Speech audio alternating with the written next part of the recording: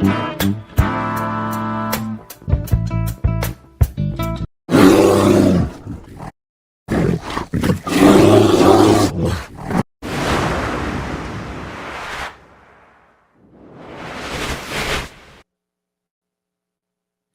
right, greetings. Welcome back to Black Bear News, where everything is connected. Let me know if you can hear me, please.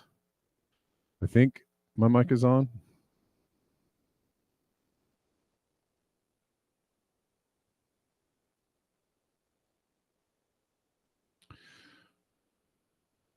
Check 1, check 2. We are live. We're live on Rockfin, Rumble, and on YouTube. There is sound? Okay, thanks. Thank you. Cool. What is this? Yo. What the heck? What is going on? Hold on one second, guys.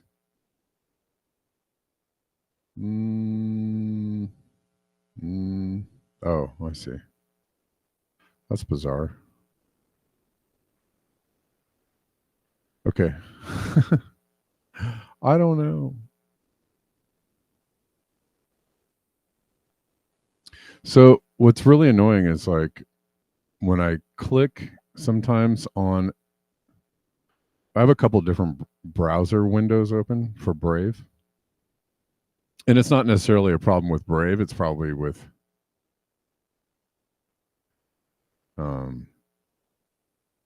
my computer. I'll click on the browser window and it'll like skip across the the screen of my computer to some other place, sometimes all the way off the screen of the computer where it just disappears. So like if I ever get stuck and I'm like, what's happening? It's usually because I've clicked on the browser and it just suddenly flipped out to a place where I couldn't see it.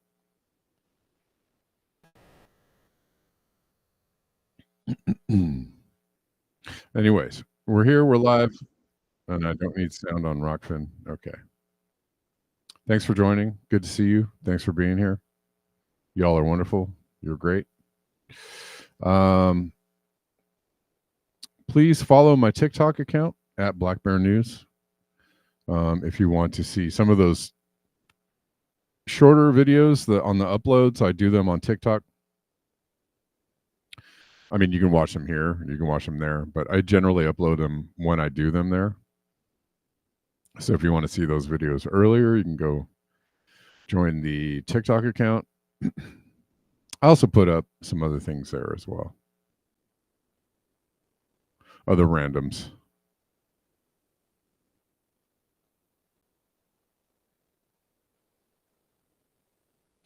Well, let's get into it. Just kind of getting myself together here. Get it together. Starting with this from Jem Bendel. We're just going to talk a little bit about. Thanks for letting me know about the sound, y'all. What? No. What is happening?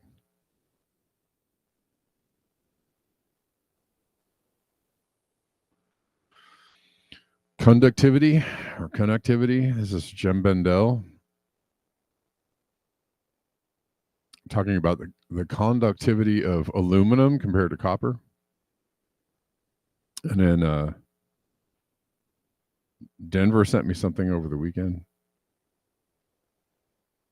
Just going to talk a little bit about this. There's conductivity and electricity and efficiency of conductivity in reference to net zero. And there's a lot of misunderstanding about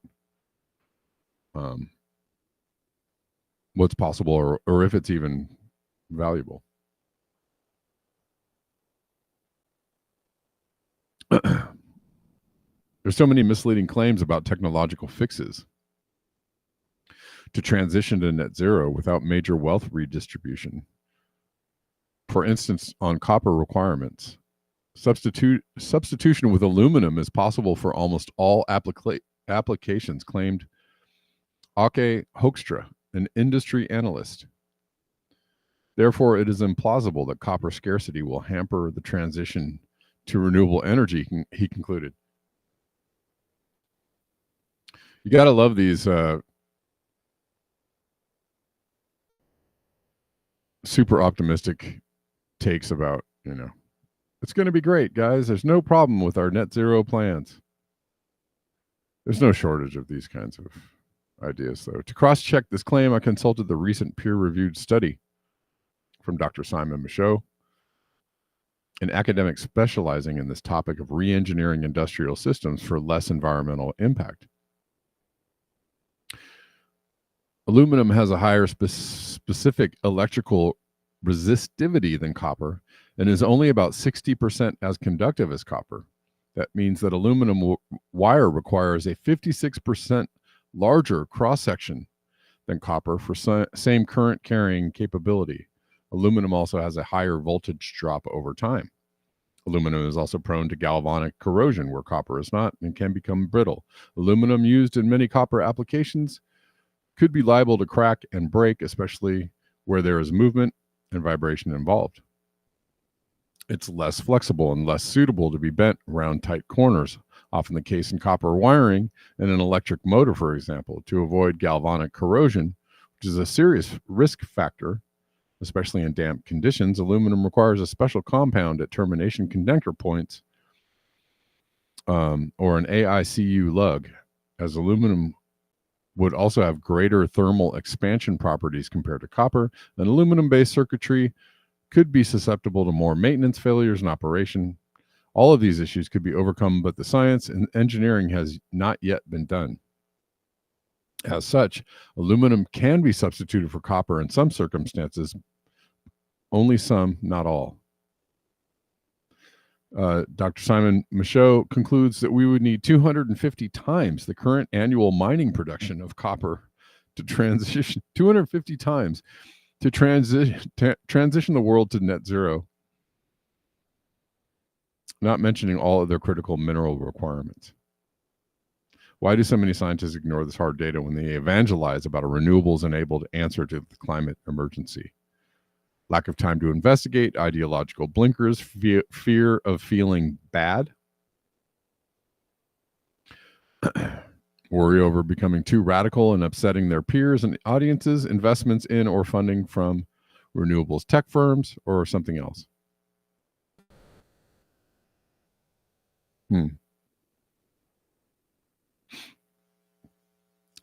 But that number jumped out at me. 250 times the current annual mining production. And, mining is totally net zero, right?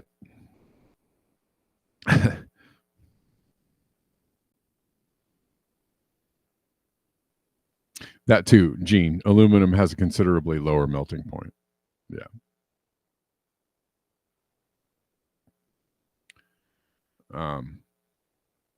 But either way, we would to transition to what was the other thing I saw?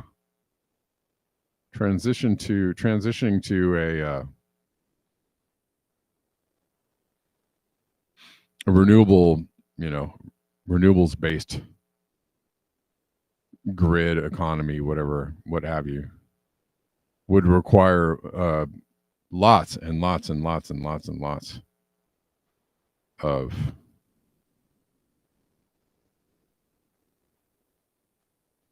lots more wiring, and that would require all the infrastructure that would enable all that wiring, etc. And then let's see. Well, here's more. This is from the Daily Skeptic. I know it's the Daily Skeptic. Don't fret. Oops, shoot. Hang it. Hold on.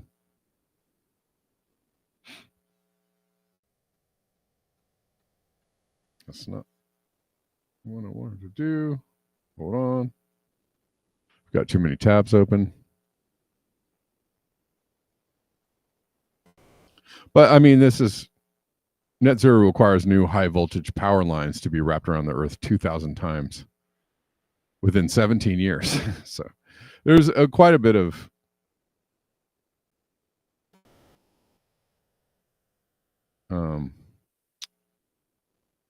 construction, infrastructure, et cetera, that would have to be built in order to get to this, a particular vision of net zero, which is, all renewables capable grid and all that kind of good stuff.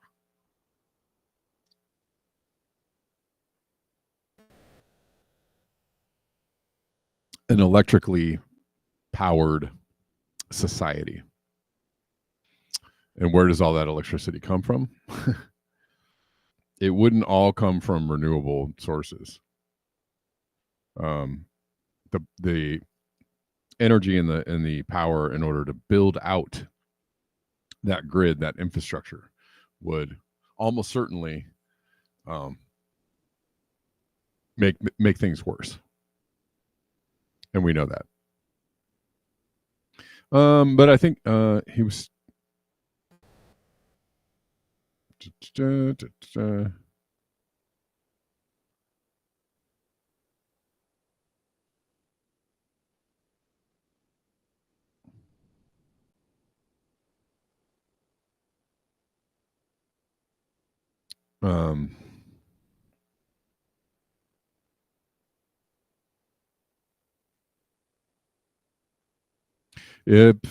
Let's see. If the International Energy Agency gets its way, you ain't seen nothing yet. The rollout of high voltage lines will be on an unprecedented scale. In a report on global electricity grids issued to coincide with COP28, the IEA states that an unprecedented level of attention from policymakers and business leaders is needed to ensure grids support clean energy transitions and maintain electricity security. Major changes in how grids operate and are regulated are said to be essential.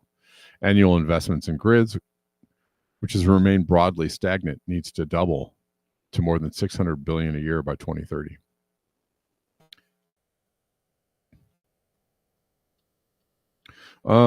Mix in too, on top of all of that,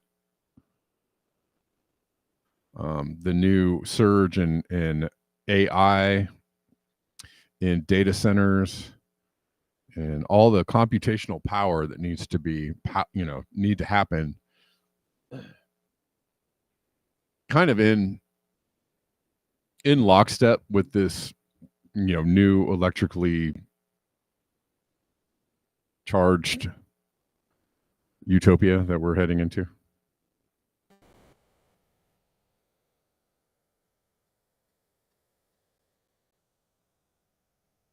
Well, and also I think it was Denver that was talking to me about there have been advances, and I'm sure there been advances in electrical lines that are more conductive, or electrical materials that are more conductive. I'm sure that those things are probably more expensive to build, probably more energy intensive to build. One, and two, it's kind of too late for that. We've already done a lot of damage. Again, you're going to have to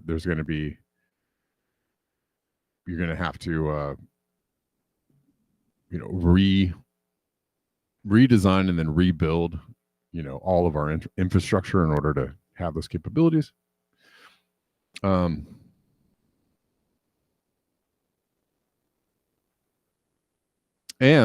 my remarks on that were that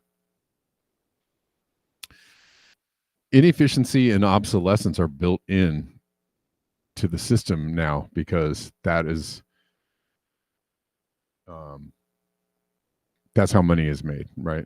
If you have too much efficiency, there is the Jevons paradox of having too, efficiency allowing for more consumption of energy, but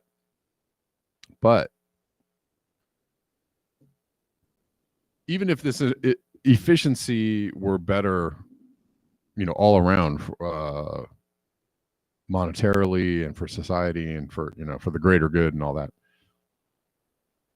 It's not being allowed to happen because the inefficiency. No, the audio is on, I think. So, guys, can you hear me? Let me know.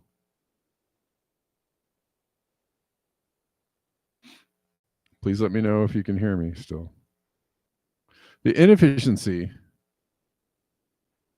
allows for more profit,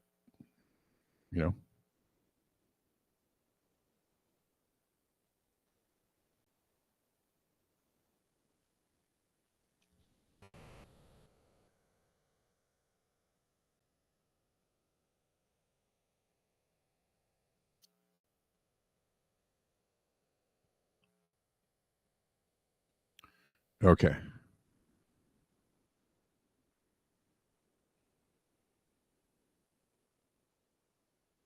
Right. So we, just like they make everything these days to break or stop working within a certain amount of time. They don't want, there was a thing back in the day when they would build things to last, over decades, years and years and then decades. And if our economy was built around, things that were built to last a long time, and then the ability to repair, the right to repair, the ability to easily repair these things that were built to last a long time, well, then you wouldn't have the incentive to, to mine, to dig up, to manufacture, to build and sell. I mean, waste is inherent in our capitalist system. Waste is a necessity in our current economy. That's why manufacturers of clothes burn their clothes or throw their inventory out every year or every few years in order to make more, right? They can't you can't sell the things that you've already made and constructed and sell, you can't wait until that is gone in order to make new things. You just have to keep making new things. Same, everything else runs on the same cars, washing machines, gadgets, doodads, computers, whatever.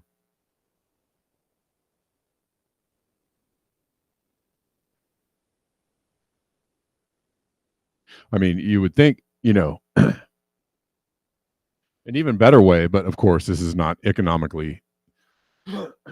This goes against the way that economics works. If the clothing manufacturers or the car manufacturers or whatever, made their models and made their new line, and this is what we're selling, and they didn't sell it all, and instead of burning or throwing away the things they couldn't sell, they gave it away or sold it at steep, insane discount. Sometimes they do that. Sometimes.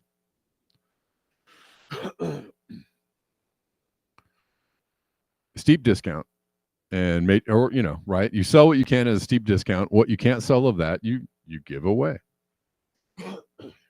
you donate. But oh my god, people will just have these things like food. They do the same with food. After a certain point, you can't sell food. They sometimes sell at a steep discount. Sometimes there's a bargain bin at the grocery store or the bargain shelves. Sometimes. But why not give that stuff away to homeless? You can't do it.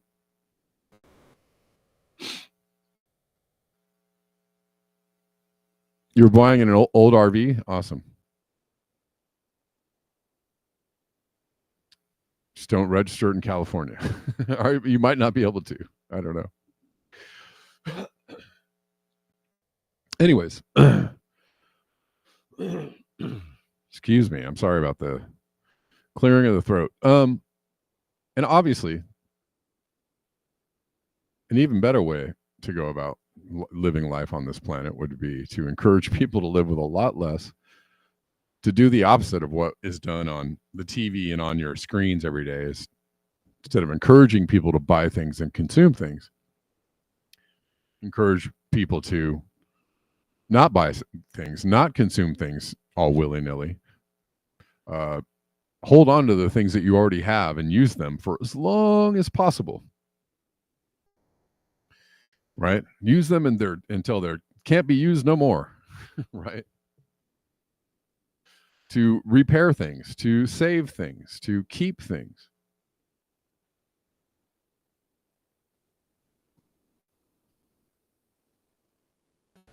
But we're hardly told to do that. I mean that's how I conduct my low energy, low consumption lifestyle. I don't. Well, for one thing, I have a lot of appliances I've done away with and I don't use. And some appliances, if they get old and they stop working, I just don't replace them. Some things I just don't replace. I don't replace,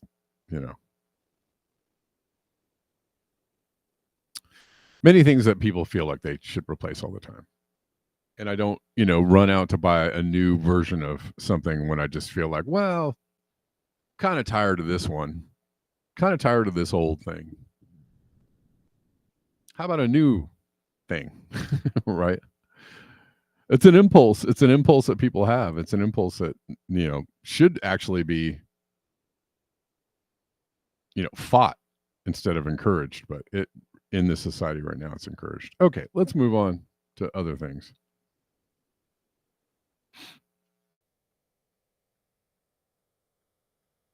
iPhone 7, there you go. Yeah, I try to I have a newer iPhone but it's the story of how I got my phone now. Really I'm not proud of it. But I do try to hold on to my phones for as long as possible and use them till they can't be used no more. This is a frightening picture about drones. Apparently over the weekend, a bunch of people in New Jersey saw a bunch of weird drones in the sky, but I can't confirm whether that was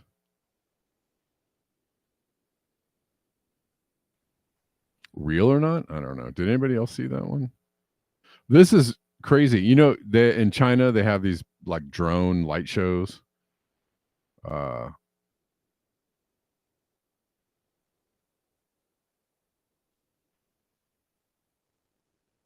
But there's a lot of drone warfare going on in Ukraine. I'm not sure. I haven't heard as much about that in Israel, but I'm sure, or Gaza. I'm sure that's happening in Gaza and other places. But the rise of the drones is a thing that's happening.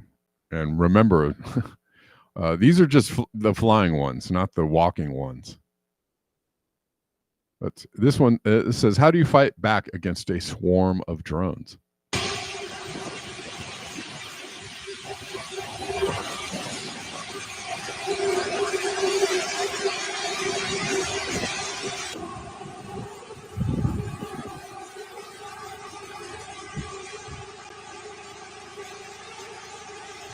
My answer is I don't know.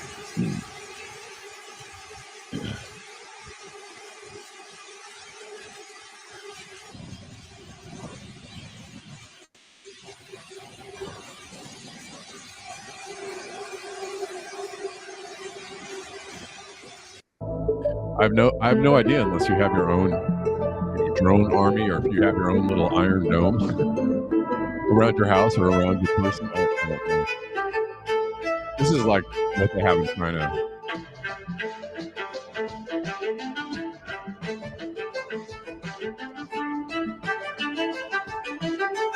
I mean, quite beautiful drone, but also somewhat frightening.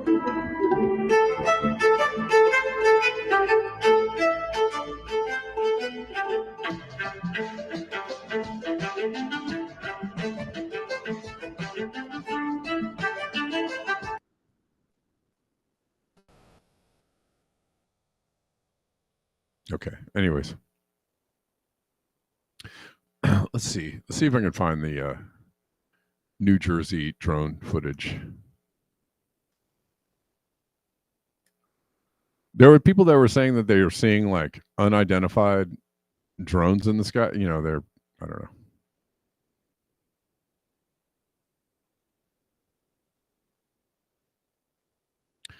Four drones that were, this is from 14 hours ago. U.S. Black Hawk and New Jersey PD are responding to reports of four drones that have been flying over Morris County, New Jersey. These unauthorized drones have been up for 2 hours now. Let's see if we can see these. I don't know.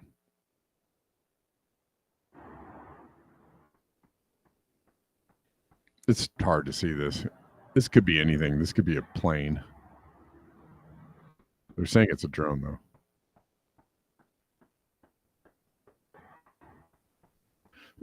And people are saying drones don't fly for 2 hours. So I don't know.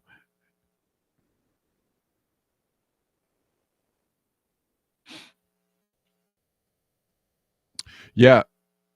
But have you seen some of the, hold on, I'm trying to get out of this. Have you seen some of the footage of the combat where they send drones after Russian or Ukrainian soldiers? It's really frightening. It's absolutely, all of these videos look like a scene from like Black Mirror, where they, you know, the soldier recognizes that there's a drone coming towards them and they start either running or freaking out. And then they're like trying to get away, and this drone is like, yeah, and then explodes, and then they go down.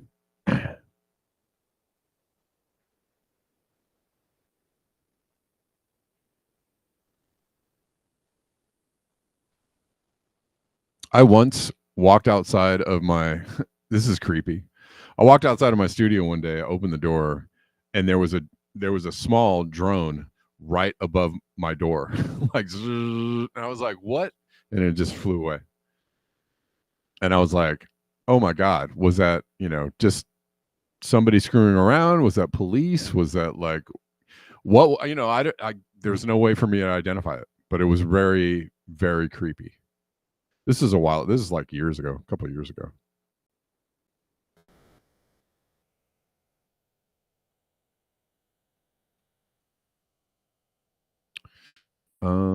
Let's see. This is breaking from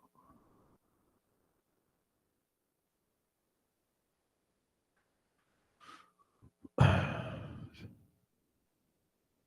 White House. Is this right? Where are we? White House staffers accuse Biden administration of violating multiple federal statutes by sending military aid to Israel, including the Conventional Arms Transfer Policy, the Foreign Assistance Act, and Leahy laws. The staffers are like, this is not right. From Politico. I mean, this is over.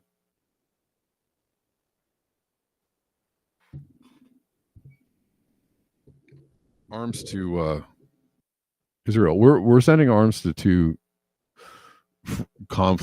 major conflicts in the world right now, and people are upset about both of them. It's interesting and odd to see people support one or the other.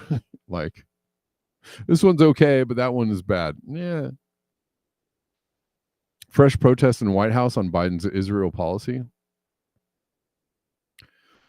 Internal government dissent letters over President Joe Biden's Israel policy keep piling up, but will they make a difference during his final months in office? Apparently, they don't care. Apparently, it's just go for broke.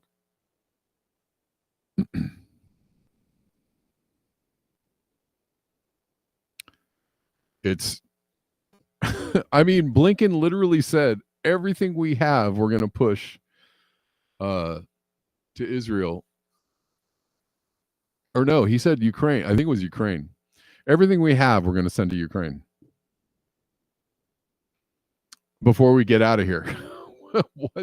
What? Why? and a lot of people are saying that's illegal. You can't do that. There's no, obviously no mandate for it. You're a lame duck administration. There's about to be a changeover. And you're going to escalate a conflict, also with the authorization of long-range missiles inside of Russia. You're escalating a conflict on your way out the door. Lots of people have issues with that, for sure. And apparently staffers do too. In the latest missive obtained by NatSec Daily, a group of at least 20 White House staffers called out the Biden administration for failing to follow through on demands issued by Secretary of State Antony Blinken and Pentagon Secretary Lloyd Austin on October 13th, which required Israel to take concrete measures within 30 days to improve the humanitarian crisis in Gaza. The letter represents the latest internal pushback against the White House's policy towards Israel's offensive in Gaza and calls for cutting military aid to Israel. You're running out of time to do the right thing, but decisive action could save precious lives in the next 2 months. Excuse me, I'm going to go up here for a second. This is from yesterday.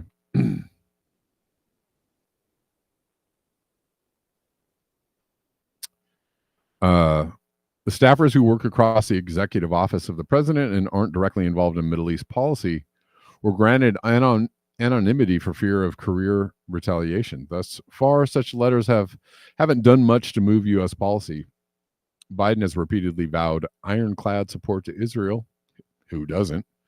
And the Biden administration backed off its ultimatum to condition military aid to Israel over the deteriorating humanitarian situation in Gaza. So they have removed the conditions for aid.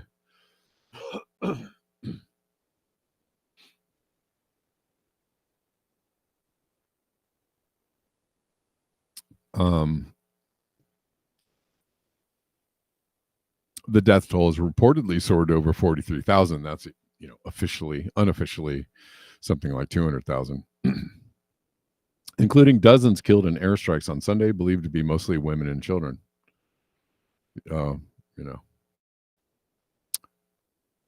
Because Hamas. Still, these types of letters offer more clarity into the steep internal resistance Biden and his top aides are facing in the support for Israel as the death toll mounts in Gaza, but they just don't care. Oh, we hear you, and we are. It's all about decency in our party. It's all about human decency in our party. We are not the hate-filled ones. We're not the hate-filled rhetoric ones. But how about some more blowing up of women and children? That's not hateful at all. Excuse me. Golly.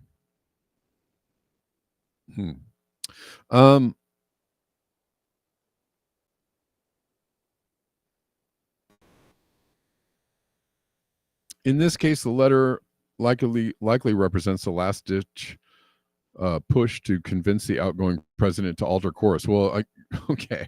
You're gonna do that? Really? It's gonna give? You gonna change their mind?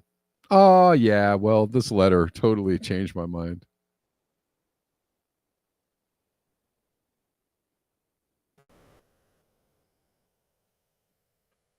Because I didn't hear all the other protests.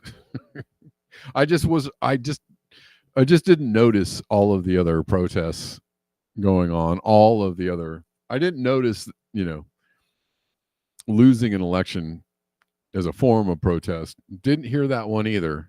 But this time I'm going to listen. Okay.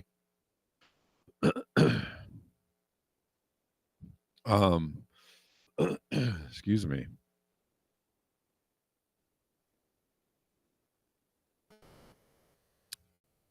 One senior White House staffer explained why they sent it. One thing that drew me into this was legacy. The staffer said, if this course continues, it will be a legacy of horror. Well, that's too late for that. That is already a legacy that is, I guess they really want to cement that one. There's a similar push in Congress. Several prominent lawmakers on the left are pushing a resolution of disapproval to block more Biden arms sales to Israel. This includes Bernie Sanders, Elizabeth Warren, and Chris Van Hollen. Israel appears to have ignored all previous calls to get humanitarian aid back up after the deadline, which has instead fallen to the lowest levels in the past several months. UNRWA, or UNRWA, said more than 100 food trucks had been looted upon entering Gaza this morning, citing a dereliction of legal obligations by Israel to let more aid trucks through. While acknowledging Biden is on his way out, the staffers in the new letter argue that U.S. support for Israeli military operations violates multiple federal statutes, including the Conventional Arms Transfer Policy, the Foreign Assistance Act, and the Leahy laws. Of course, they don't care about that either. One of the signatories resigned after signing, citing the administration's Israel policy. Wow. A spokesperson with the White House National Security Council said the characterization of nothing being done is not at all accurate. Okay. Said the spokesperson. Said the administration has received some humanitarian commitments from Israel. Okay. In response to its demands that it has seen some improvement to the humanitarian situation in Gaza. The spokesperson was granted anonymity to discuss internal policymaking. Excuse me. This marks the latest in a flurry of letters from the U.S. government officials urging Biden to cut or condition U.S. support for Israel as the humanitarian crisis in Gaza and Lebanon worsen, and Israel's fight against Hamas and Hezbollah militant groups.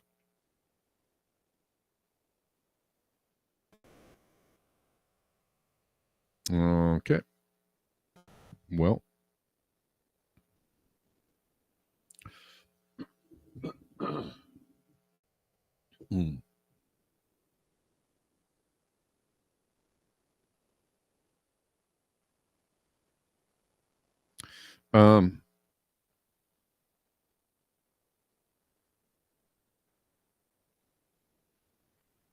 Okay. So that's happening. Biden underdelivers on social spending, over-delivers on military spending. To be fair, this graph says as of 2021, December 2021. So this is a couple of years old.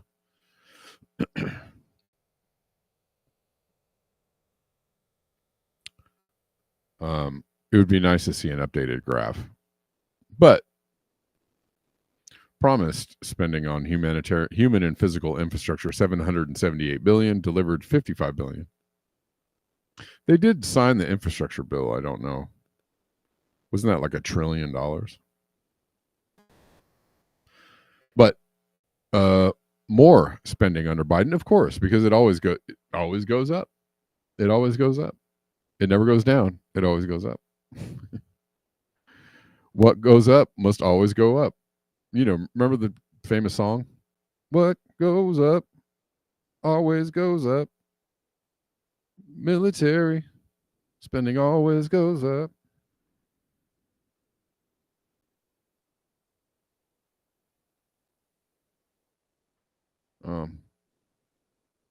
Not in the mood to ad-lib more lyrics to that.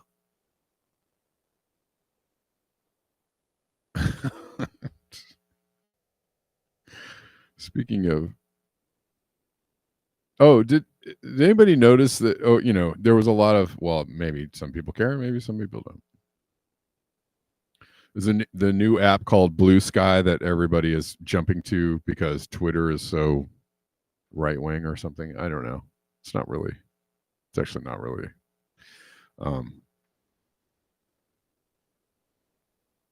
But everybody's jumping to Blue Sky. And I was like, somebody said something about it in the chat the other day. But by the way, Blue Sky was started at Twitter under Jack Dorsey. And it seems like mostly like lefties are leaving X to go to Blue Sky and they are censoring people on Blue. They're going to Blue Sky because somehow you're gonna just lose all the Nazis or something. Whatever. But you're not Nazis because you want more censorship.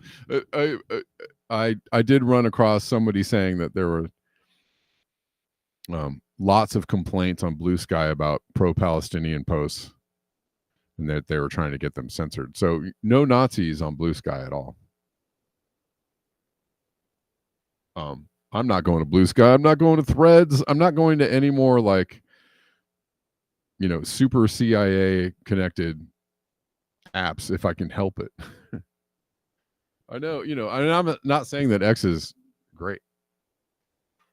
I'm, if anything, I would go to an app that encouraged more free speech, right? And free speech is not equivalent, does not equate Nazi to Nazi or right wing. It's just free speech, more freedom.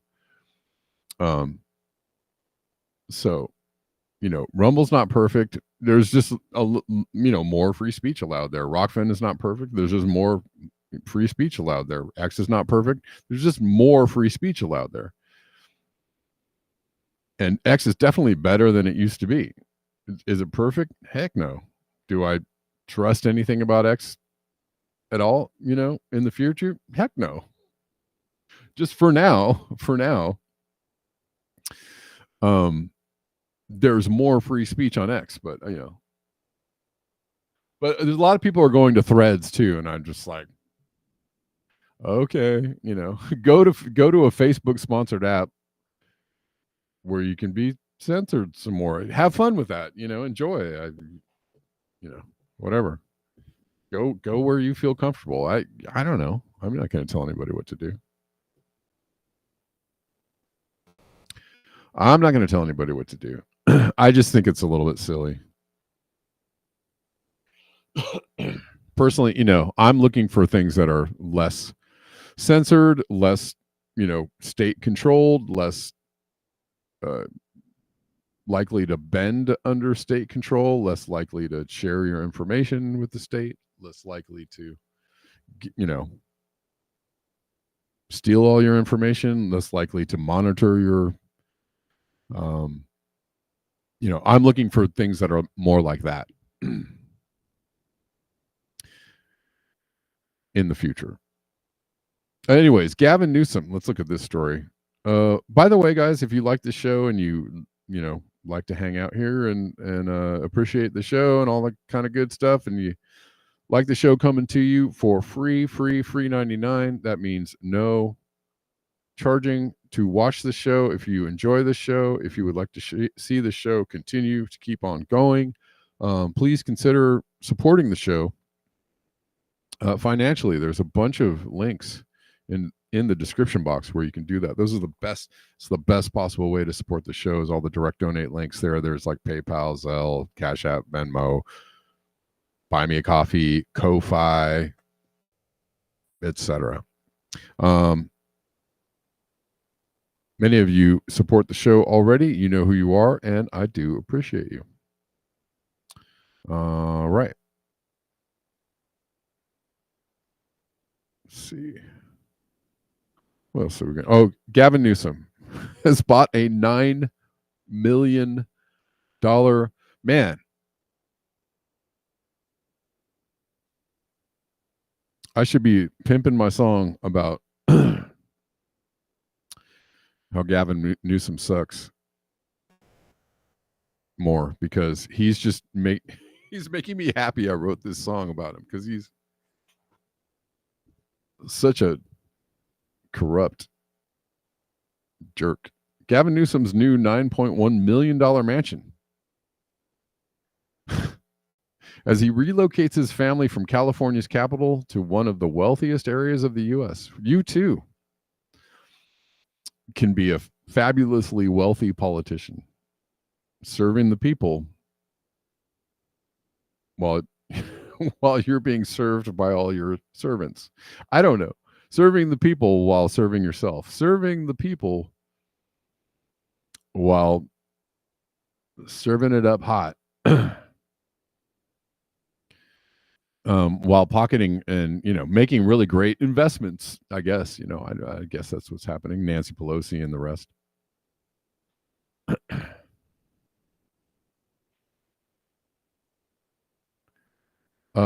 But the headline says it all. I just want to applaud Gavin Newsom on being able to afford a $9 million mansion on a $224,000 a year salary. It's pretty good. Pretty good. Again, he just made some really good investments. He just knows how to wheel and deal. I also saw that he listed another property. He owns like a winery. Is that right? He owns another mansion and he listed it. Maybe this is not the same story, but he owns another mansion and he listed it as a farm so that he wouldn't have to pay property taxes.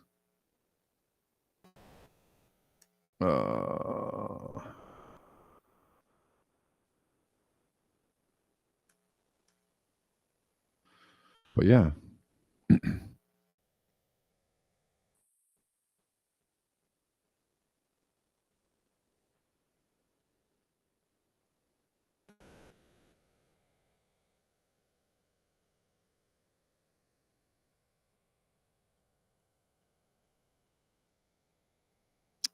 I guess they're talking about this home that he bought. Gavin Newsom learned a lesson after I exposed the truth about his gifted mansion in Fair Oaks, California,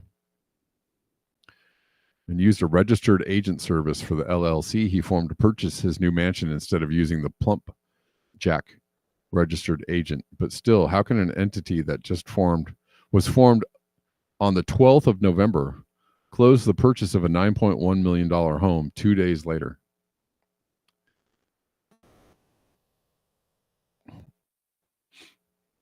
That's pretty wild.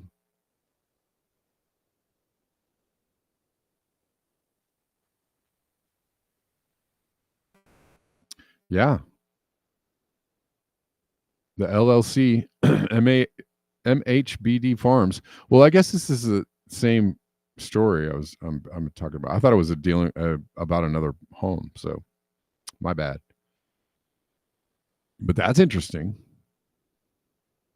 No?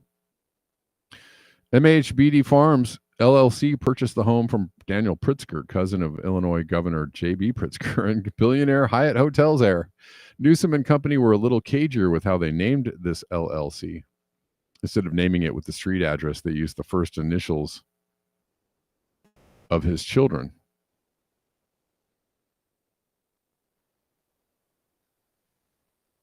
Huh.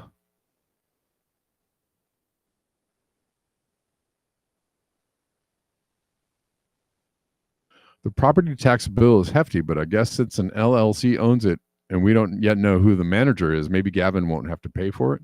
Over $117,000 a year just for property tax.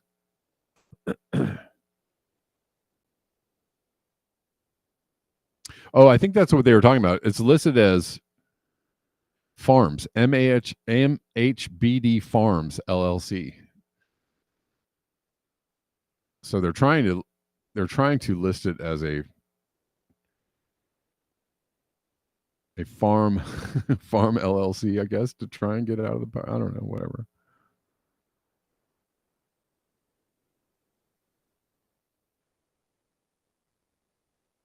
Huh.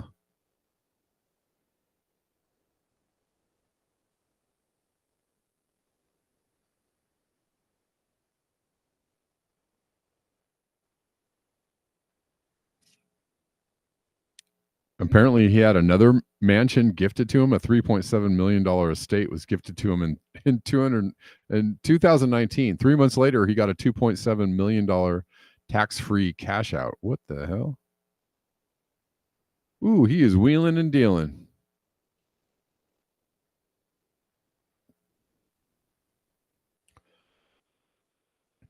Gavin Newsom's $3.7 million, 12,000 square foot mansion on 8+ acres along the American River in Sacramento was the area's most expensive home sale in 2018.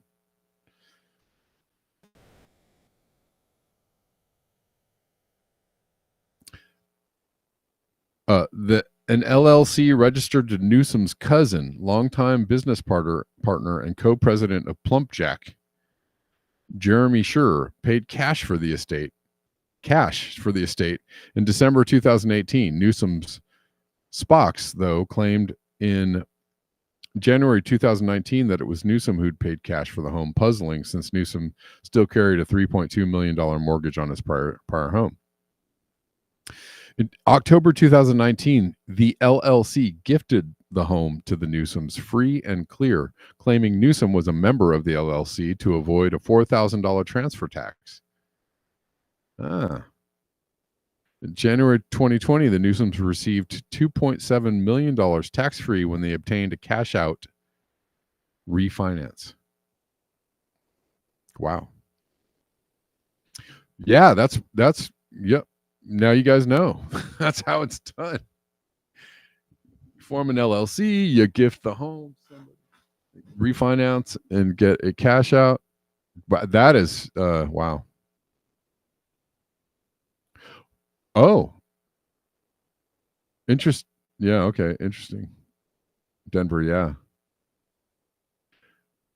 September 14th, 2023, Biden announced the appointment of Penny Pritzker as the U.S. Special Representative for Ukraine's economic.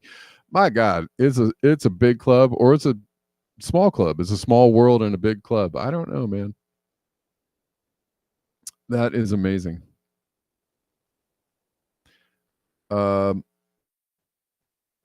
One thing that's become extraordinarily clear to Californians in 2020 is that there's one set of rules for Governor Gavin Newsom and there's another set of rules for the rest of us. He preaches that we're all into this together and we have to sacrifice to meet this moment, yet he's not missing a paycheck. As California businesses struggle, he sends $1 billion contract for masks to a Chinese company when he shut down wineries throughout 80% of California. He kept his open. Wow. While the dream of owning a home is increasingly out of reach for California's families, it appears that Newsom received $3.7 million estate from an LLC. Okay. Anyways, I'm not going to read any more of that. But interesting stuff, don't you think? I think so.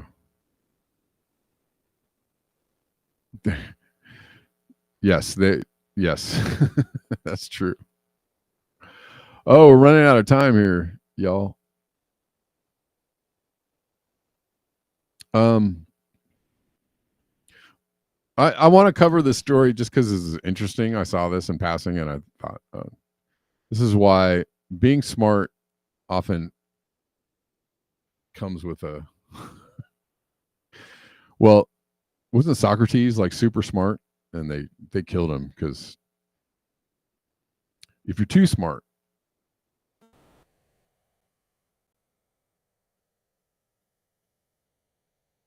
let's read about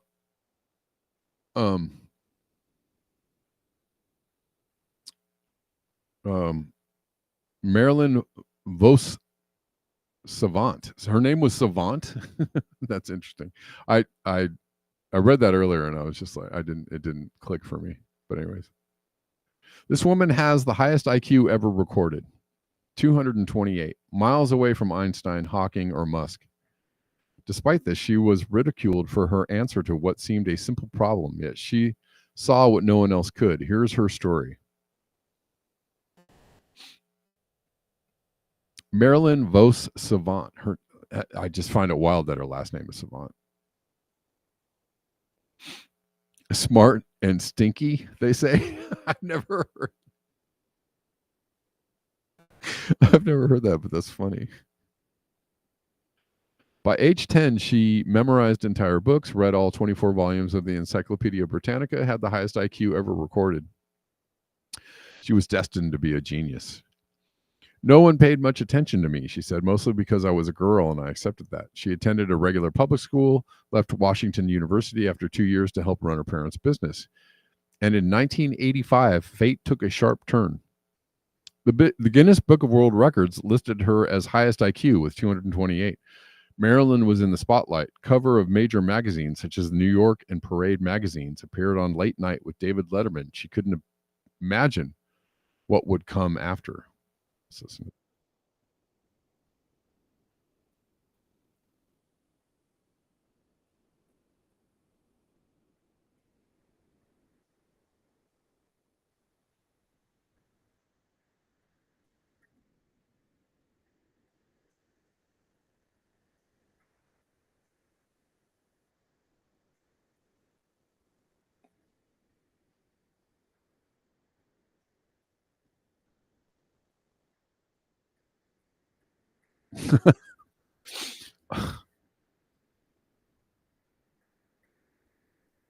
You'd think she made it up, but she didn't. I mean, it is wild that her name is Savant. Anyways, Marilyn landed a position at Parade magazine, starting her famous Ask Marilyn column, the dream of someone with a passion for writing, which soon became a nightmare, all because of one question. The Monty Hall problem, September 1990, named after Monty Hall, the host of Let's Make a Deal. Here is the question she was asked.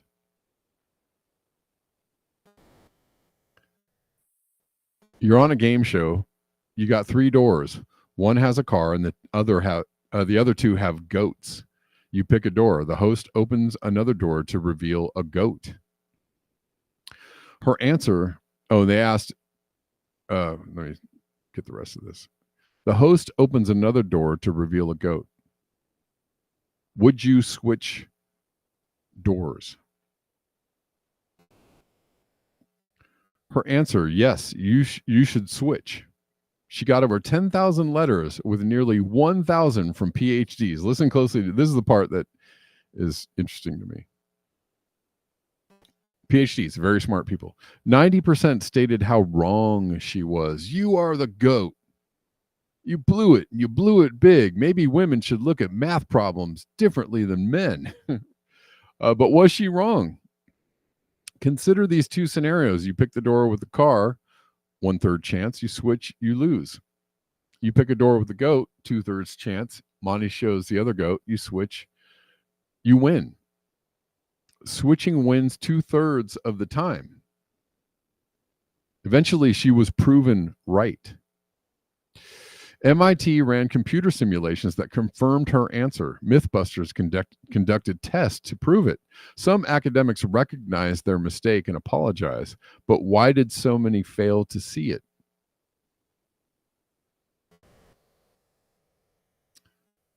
The reasons. People tend to reset the scenario when presented with a new choice. The small numbers, 3 doors, make it harder to grasp. They assume each door has a 50% chance.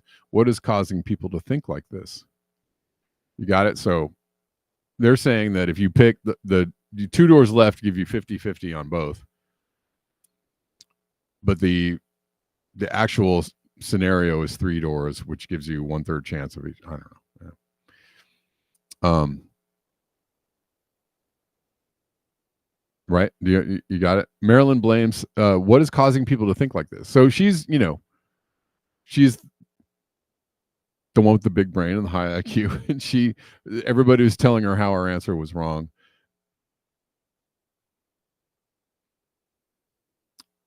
It's counterintuitive, Denver, right? But anyway, she goes on to explain why she gave that answer. Marilyn blames what is causing people to think like this? Marilyn blames the compulsory schooling system. She argues that the system creates passive learners, discourages independent thinking, inhibits exploration of preferred fields. Yes. It's very right. Yeah. Let's listen to this.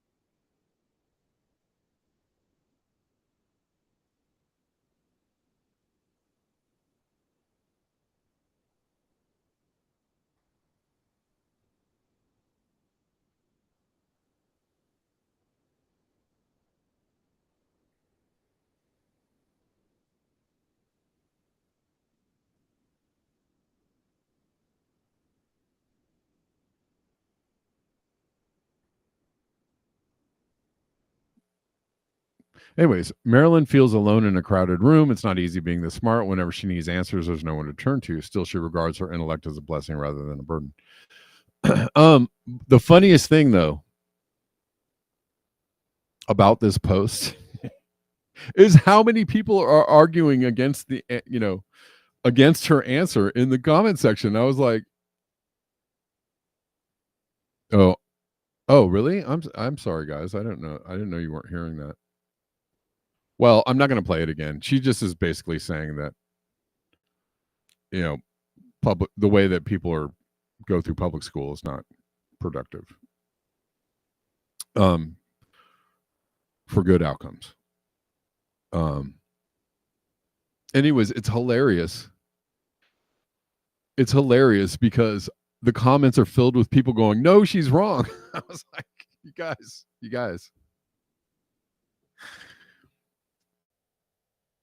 I had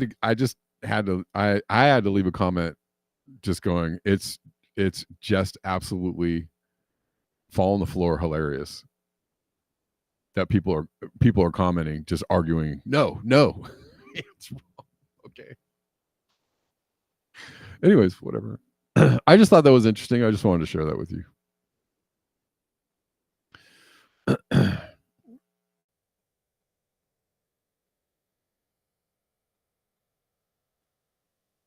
It's actually fine that people want to argue that they're right. I mean, I actually, it's fine that people want to argue that. It's just funny because that was literally her situation, and she got, thousands of letters telling her she was wrong.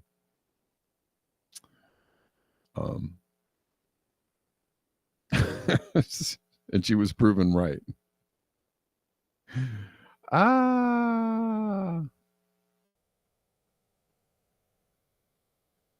Say what?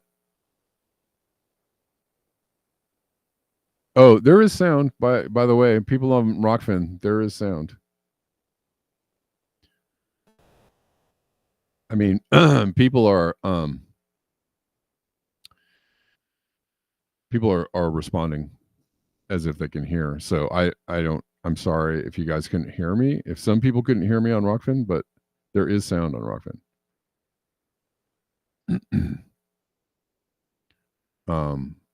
Or maybe if you come back and watch the replay, there should be sound. Should be sound. Or maybe I don't hear sound. Yep, I hear sound on Rockfin. There is sound on Rockfin. Okay. Thanks, guys. I appreciate you. I don't know if I have anybody to thank in the donation department. I'm checking.